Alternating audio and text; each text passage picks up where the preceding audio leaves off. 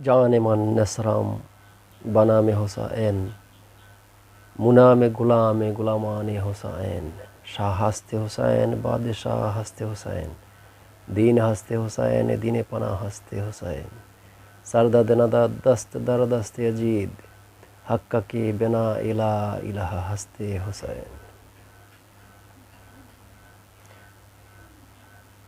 आज आमी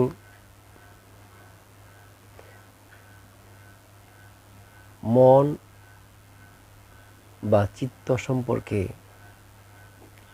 কিছু বলতে চাই।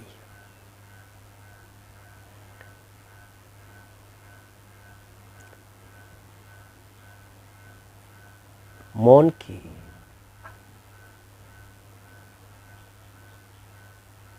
মন হলো একটি নিষ্ক্রিয় যন্ত্র।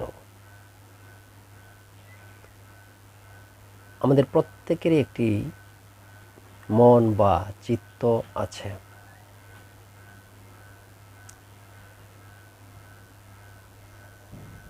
আমরা যখন ধ্যানের বিষয় নিয়ে আলোচনা করি বা ধ্যান করতে বলি, কাকে ধ্যান করব, কিসের ধ্যান করব? কোনো বিষয়ের উপর অবিরাম চিন্তা বা মনন করাটাই হলো ধ্যান। তবে এই মনন বা চিন্তা কিসের উপর করতে হয়? মনের বা চিত্তের উপর। তো প্রথমে আমাদের জানতে হবে মন বিষয়টা আসলে কি।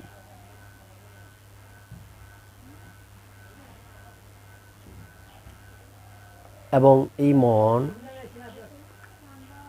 থাকে বা কোথায়? মন কি আমাদের দেহের মধ্যেই থাকে না দেহের বাহিরে থাকে? এই বিষয়টা সুস্পষ্টভাবে আমাদেরকে প্রথমে বুঝতে হবে। মনকে শান্ত করতে হলে প্রথমে জানতে হবে মন কি, মনের স্বরূপই বা কি, মন কোথায় থাকে ইত্যাদি। আসলে মন কখনো আমাদের দেহের ভিতরে এবং কখনো বা দেহের বাহিরে অবস্থান করে। মন কখনো এক জায়গায় স্থির থাকে না। মন সর্বক্ষণ চঞ্চল থাকে। মনের স্বভাব হলো চঞ্চলতা। মন হলো একটি অনিত্য বা অস্থায়ী যন্ত্র। এই যন্ত্রটি স্বচ্ছ পরিষ্কার শুভ্র কাচের মতো এর স্বরূপ।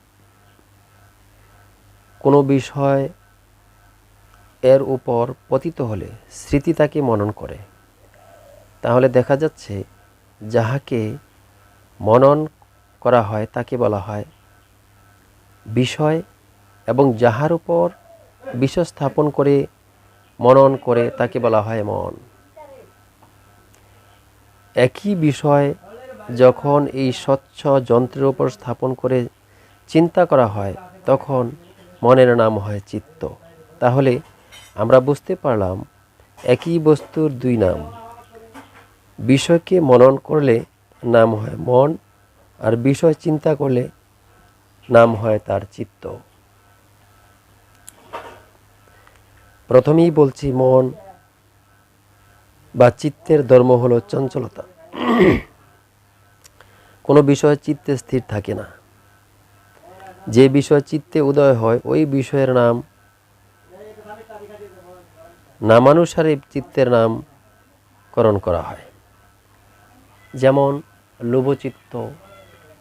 আমাদের মধ্যে যখন কোনো কিছুর লোভ উদয় হয় সেই চিত্তটাকে বলা হয় লোভচিত্ত। আর যখন আমাদের মধ্যে ক্রোধ, হিংসা, অন্যের প্রতি রোষানল জেগে ওঠে বা শত্রুতা জেগে ওঠে তখন সেই চিত্তের নাম হয় দেশচিত্ত। আমাদের এই দেশচিত্তের কারণে সমাজে এবং মানুষের মধ্যে বিভেদ সৃষ্টি হয়। শান্তির ভঙ্গ করে মানুষ অশান্ত হয়ে ওঠে। তাই দেশচিত্ত এবং লোভচিত্ত এবং মোহচিত্ত, মোহ বা মায়া বা অজ্ঞানতা, যেই অজ্ঞানতার যে ভাব আমাদের মধ্যে উদয় হয় সেটাই হলো মোহচিত্ত। লোভচিত্ত, দেশচিত্ত এবং মোহচিত্ত সমস্তই বর্জনীয়।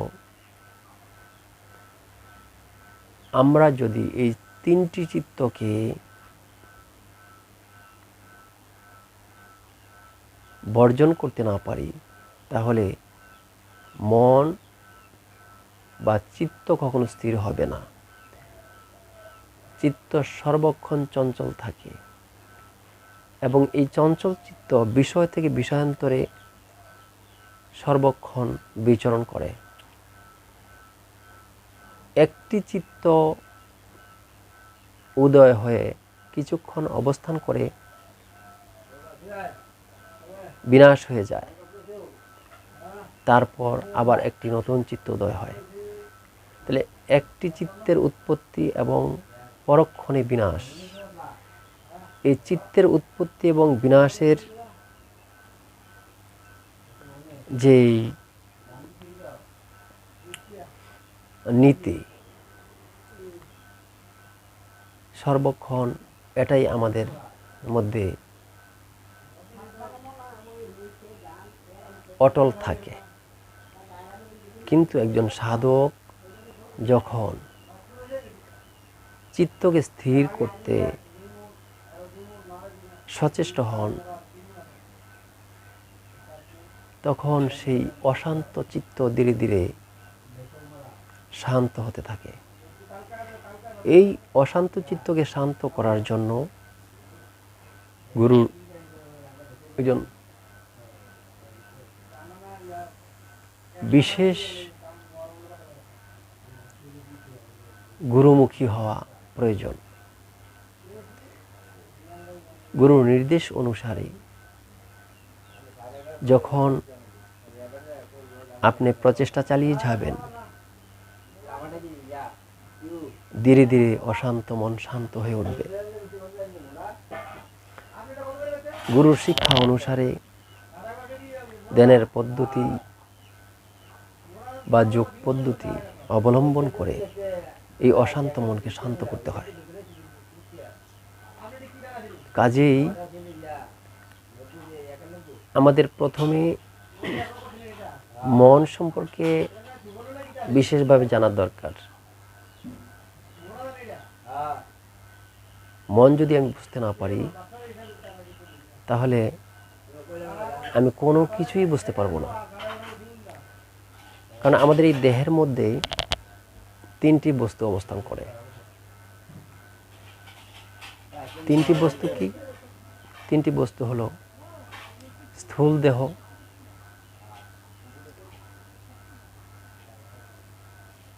চিত্ত বা মন এবং পরম শক্তি বা পরমাত্মা। এই তিনটি শক্তির মধ্যে পরম হলো সর্বোত্তম শক্তি, যাকে আমি বা আমরা প্রত্যেকে আমি বলে সম্বোধন করি। এই আমিকে পেতে হলে তিনটি বিষয় আপনাকে বুঝতে হবে। এছাড়া আমাদের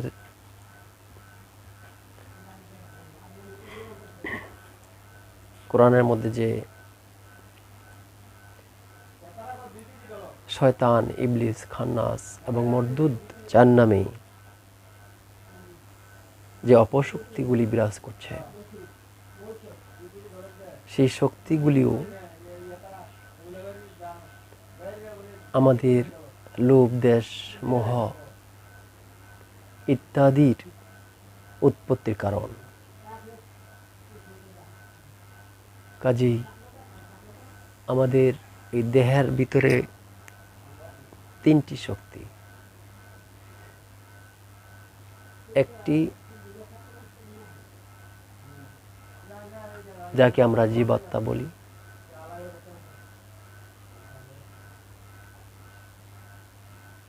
আর আরেকটি হলো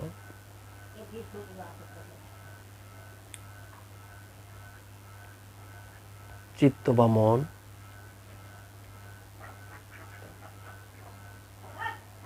অপরটি হলো অপশক্তি বা খান্নাস রূপী শয়তান।